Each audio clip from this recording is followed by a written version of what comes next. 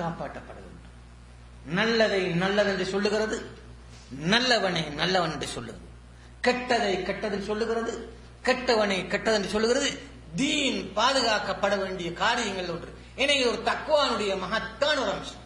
நான் ஏற்கனவே சொன்னேன், இமாம் அபு ஹனீஃபா மாபெரும் இமாம். இமாம் புகாரியிடம் கேளுங்கள், இமாம் நசாயிடம் கேளுங்கள். அவங்க சொல்லுகிறார்கள் தஈஃபுர் ரிவாயா என்று சொல்லி.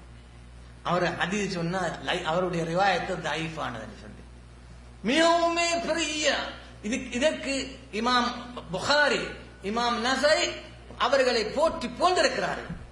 தீன் வரும்போது அவர்களுடைய அம்சம் தீனில போரும்போது எந்த இடத்துல தீனை காப்பாற்றணுமோ அந்த இடத்துல அவருடைய குறையை சொன்னார்கள். பயப்படாம என்ன சொன்னார்கள்?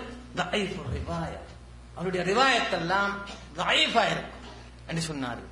நீங்கள் அடிக்கடி கேட்கப்படுகின்ற முஸன்னஃப் இமாம் இப்னு அபி ஷைபா ரஹ்மத்துல்லாஹி அலைஹி கேள்விப்பட்டிருப்பீர்கள். ஒரு சிறந்த ஒரு முஸன்னஃப், அதாவது நீங்கள் அடிக்கடி கேட்கப்படுகின்ற